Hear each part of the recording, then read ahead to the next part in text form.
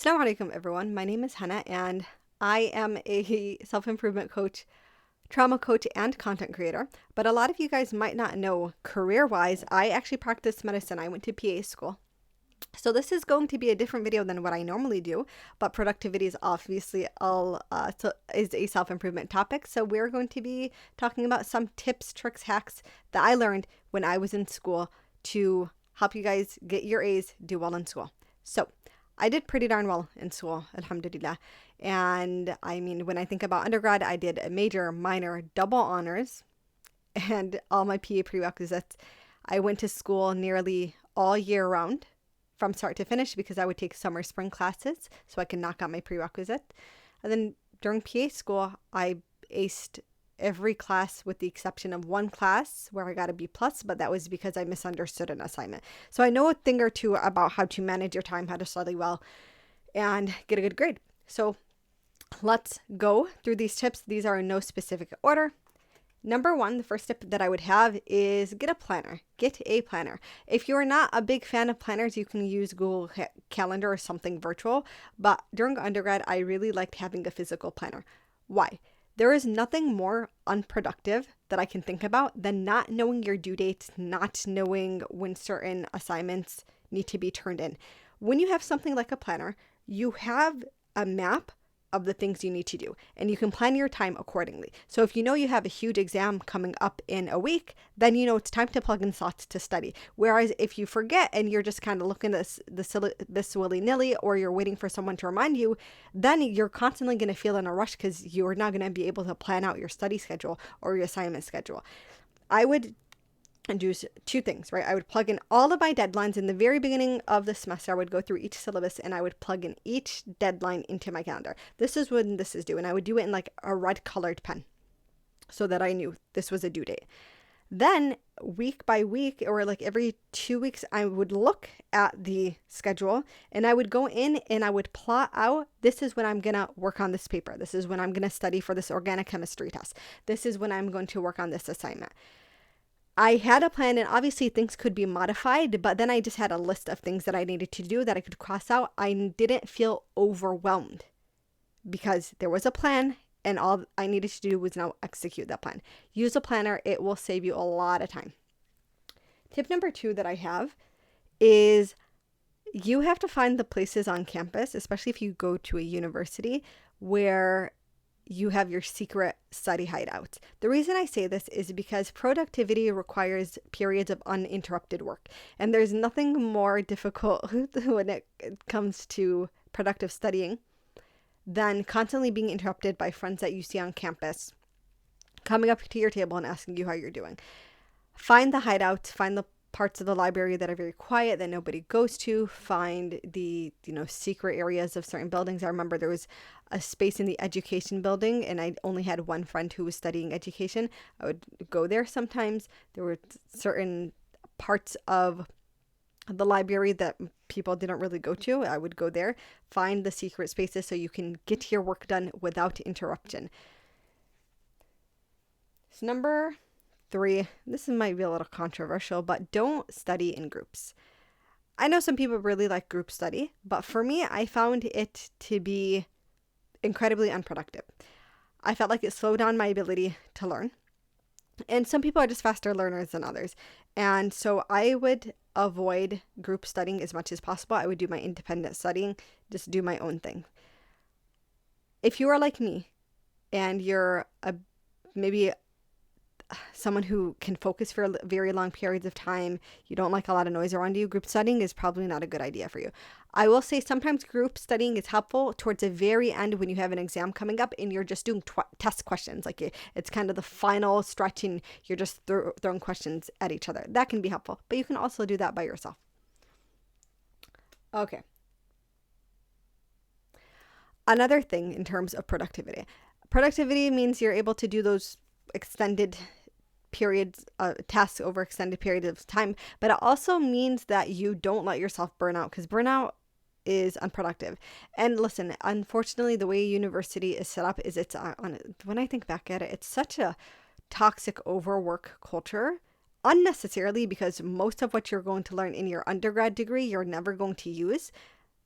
now when you get into kind of graduate level or master's or a more focused degree, yeah, you tend to use a lot more. But it was just like, why is there so much effort being put into things that I'm never gonna? What's a discourse community? The stuff that I learned in English and the stuff that I even learned in chemistry, I've never touched again. So, with that being said, because burnout is so highly likely, be sure to plug in the little joys into your week, into your day, that is going to help you have those moments of relaxation where you're not overly stressed. It's funny because I'm very much a proponent of budgeting, being financially wise, being smart. I have a whole, on my TikTok, one of my most viral videos is my video talking about student loan payment. I had $107,000, I think, in student loans, and my journey in trying to pay those off over 2 years.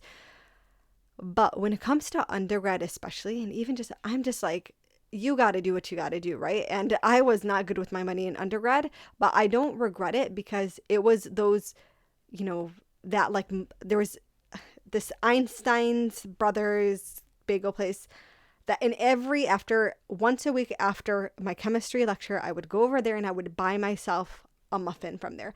And it was the biggest joy that I had, and it helped me get through my week, and it was something that I do not regret. Plug those little joys in. Sometimes it was spending time with a friend on campus. Sometimes it was like just exploring certain things that they had on campus that maybe I wouldn't have otherwise looked at. Right. Sometimes it was going out for sushi. The MSA girls, we would randomly just plan a sushi lunch day, and we'd go to the sushi restaurant near our campus. And it was just so fun. It was like, and those are the things that I look back on now that I'm very grateful for prioritizing in terms of experience. Plug in the little joys where you can, however, whatever makes you happy, and don't shame yourself too much about it. Now, if you're going into debt because of it, be careful. Alhamdulillah, it was never an issue of debt for me, but don't beat yourself up if you're not like being the most financially prudent during this time.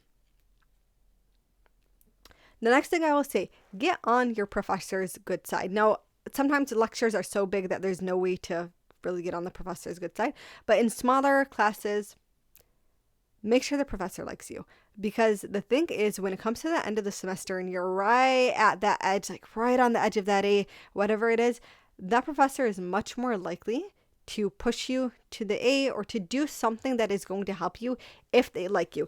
And thankfully, most of, the professors that I had in smaller courses really did like me, and it was very helpful because also when you just needed their advice or help on an assignment or something, they were going to put in a lot more effort with you than they might with other students. So take advantage of that. That's a good lesson to have in life in general. Get on people's good side, the people who can help you and actually have the power to make an impact in whatever it is you're dealing with. Get on their good side. I think that's all I have.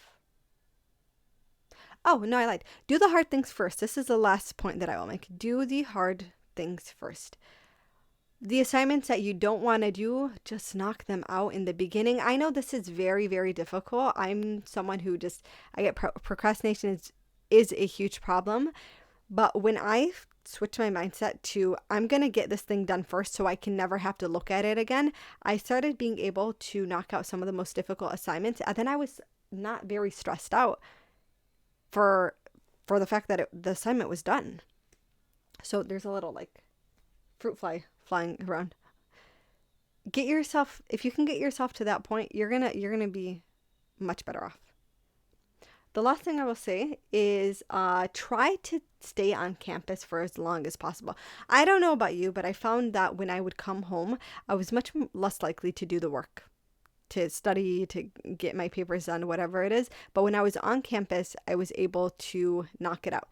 If you can prolong your stay on campus, pack your lunches, do whatever or sometimes even leave home to go to campus, even if you don't have classes that day, you're going to be able to get more work done because of the psychological concept of priming, right? Our brain is primed to see campus as, unless you're on a party school and you're not like a practicing Muslim, which I don't know if anyone with that description is watching this video, but your brain is primed to see campus as a place of learning, studying, right? School related tasks.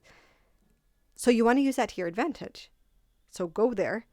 So you're primed to study, primed to learn, get your stuff done, and then let home be a place where you rest and you do your thing. And if you obviously need to deal with an assignment that's coming up and you can't get to campus, my next tip for you is in your home, designate an area where that is just a study area.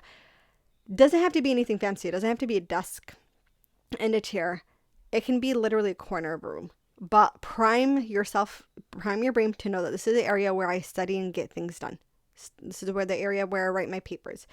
That was super helpful to me. During PA school, I had a little corner in the living room. That was my study area. And I became so prompt towards that area that now, even outside of PA school, if I sit in that area, I am the most productive I will ever be. I used to be able to sit there for basically 8 hours straight, obviously taking like 15-minute breaks or so to study. So this concept of priming works very well.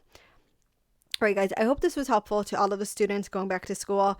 For all of you guys, I'm sorry. Once it's over, you will be so happy, inshallah. I'm sorry that you guys got to go back to that stress, unless you're someone who likes school. And in that case, congratulations. If you like this kind of content, then please comment below. Tell me what you're excited for. Help me out with the algorithm, inshallah. And my apologies as well if this video was a little all over the place. It's been a minute since I've been to school, so I was just trying to really dig deep in there to get some beneficial tips for you guys. Assalamu alaikum, everyone, and I'll see you in the next video.